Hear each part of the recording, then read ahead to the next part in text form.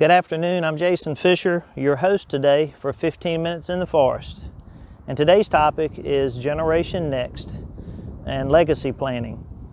This topic has been around for a long time, and very few agencies have addressed that in the way that it's currently now being addressed.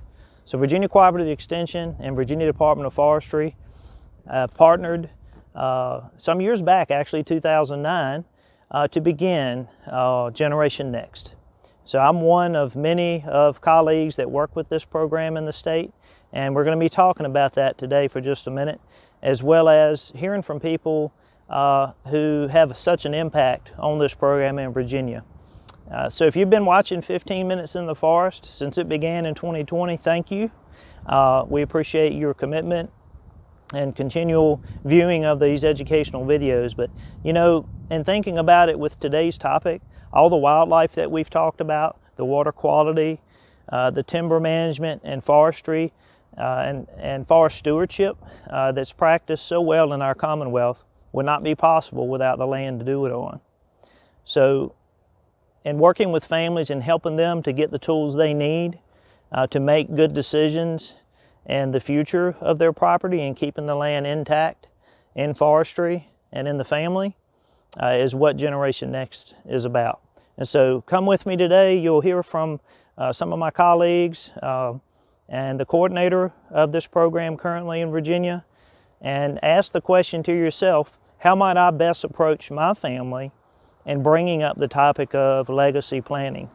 So the Generation Next program began with a conversation between myself and a fellow forester with the Virginia Department of Forestry who was stepping into a role with the agency that was new at the time, focused on conservation, specifically conservation easements. And we had a discussion then that revolved around, well, easements are a good tool, but not a tool for everyone in order to pass that land on to the next generation. And it was a good discussion because it brought out the point that as an extension forestry educator, I'm not too excited about offering programs for landowners on estate planning because it's not very exciting, and yet it's probably the most important issue. And make a long story short, we gathered material together, we talked with a lot of other partners, and we started the program in 2009 with some workshops for landowners that involved the use of attorneys, accountants, and fellow professionals to just get the conversation started with landowners so that they can have the conversation with their family and what they want to have happen with their land. So the Generation Next program now has grown into a statewide effort that is a fully joint between the Virginia Department of Forestry and Virginia Cooperative Extension, their conservation team, and the Extension and Forestry faculty, represented by me in this case and 3 others around the state and 2 on campus. We've also been doing some virtual Generation Next workshops. We were forced into this because of COVID, but we have found that one of the unexpected benefits is that entire family groups are able to join virtually from different locations. We have people who own property here in Virginia, but they live in Massachusetts, or they live on the property here in Virginia, but their children live in California. And so they've been able to join virtually and participate in the workshop together as a family, even though they are sometimes at a great distance. So that's been an unexpected benefit for us. Another program that we've been working on right now is creating what we're going to call the Virginia Farm and Forest Land Legacy Planning Attorney List.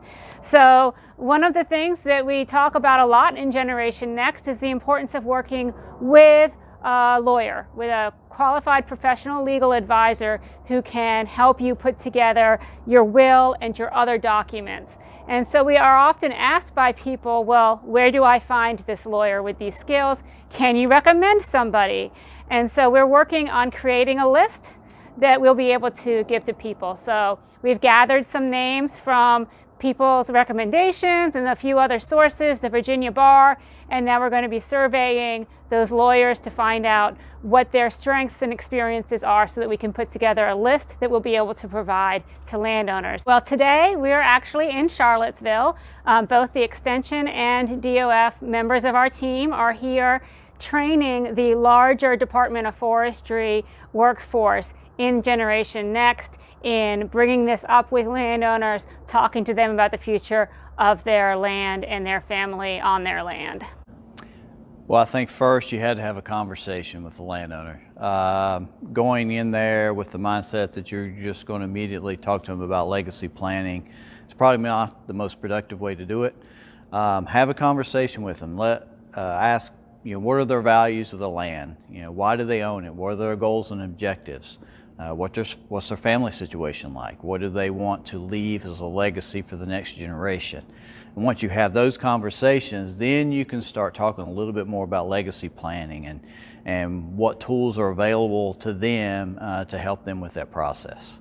Making a site visit, walk around the forest with them, talk about what their goals and objectives are to the land, but also what areas help them feel connected to the land. Maybe a memory they've had with their grandfather or their father or their mother in the past generations, or somewhere they go hunting or fishing or hiking, can really help them understand how valuable that land is to them, not only from a monetary standpoint, but really from a psychological and social standpoint.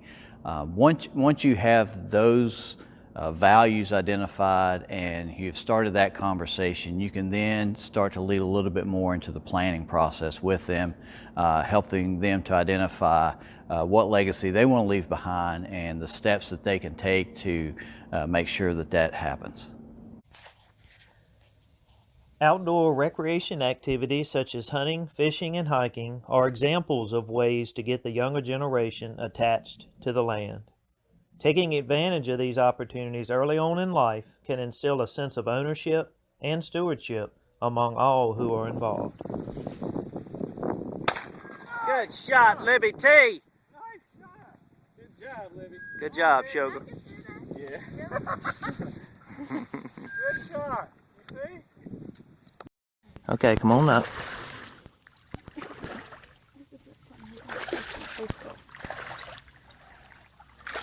Good job. Maverick, first striper, thumbs up. Good job. Having a previous owner or even the older generation take you out on the walk in a property can connect one to the land quickly. It intrigues the mind and gives ownership.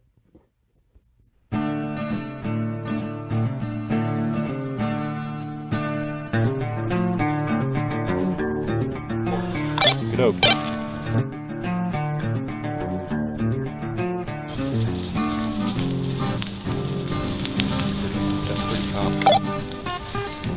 Okay, I'm going to put this corner out and then I'll move down your way a little bit.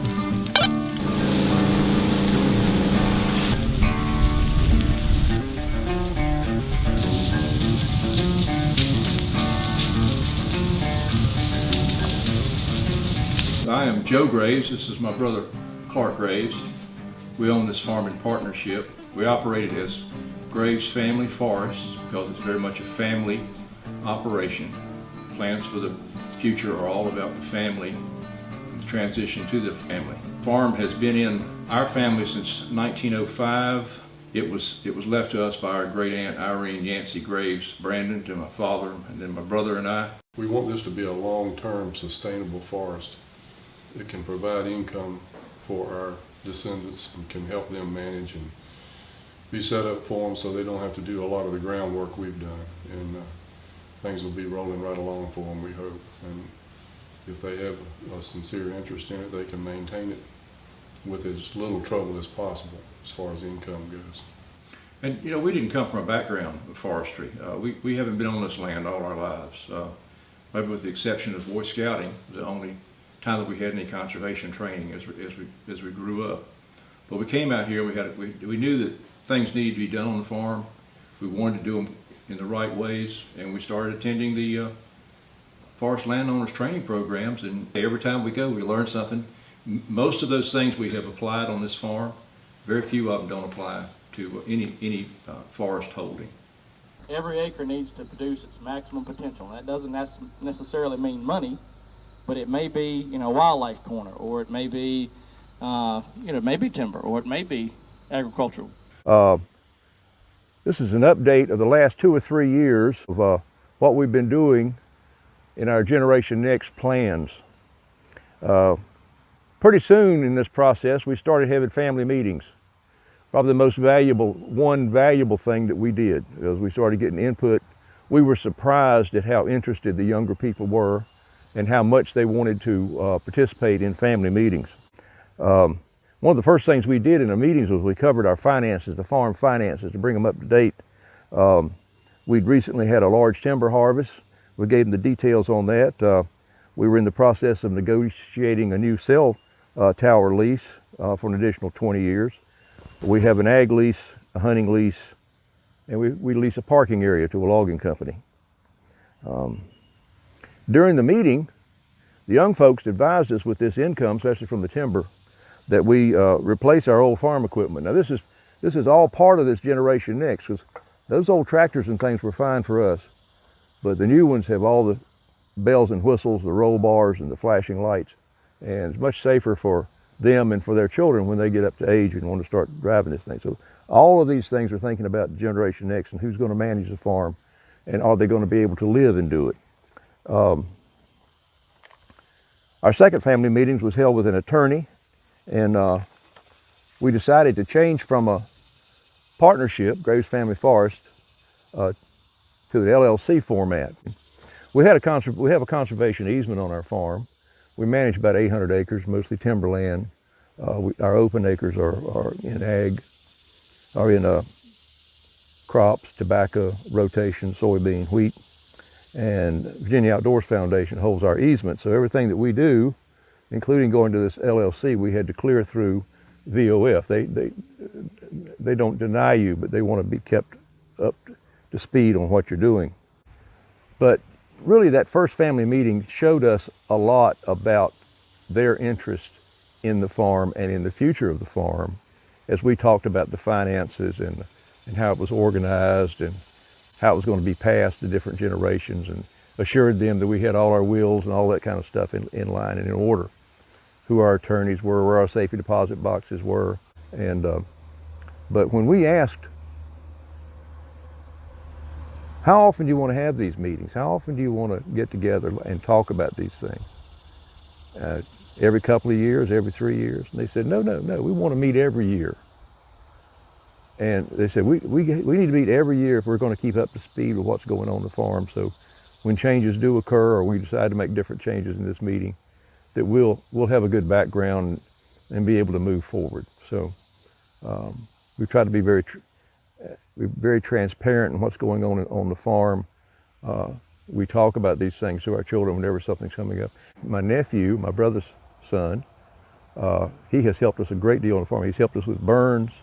He's helped us for the quail habitat. He's helped us with some chainsaw work we had to get done, and he's brought his children out, gone fishing in the ponds, and he hunts on the place. And so he's our really down-to-earther farm country kind of guy. So we're looking forward to him to be kind of the on-site manager, and then maybe the other two, my son businessman and my daughter the teacher, handling that part of the LLC business. I think if you aren't managing your forest, you're wasting a resource. The forests need to be properly managed for the health of the trees, for the health of the land, for erosion conservation, and greatly, as we've discussed, for wildlife. If you aren't managing your farms, I think you're wasting your resource. And in the long term, it will produce more revenue for you too, to pay taxes and improve other things on the farm, and provide funds for the future generations to use. One of the reasons that our great aunt, my father's aunt, left us this farm was that she thought that we would keep it, improve it, manage it, and let the family use it, and that's what we have done. That's what we try to fulfill her wishes, and we're passing that on to our children and grandchildren, that is what this property is for, to look after all of us. Thank you for sticking with us, and we hope that you get something out of this and consider participating in a Generation Next program, either virtually or in person near your area in Virginia. Thanks for joining us.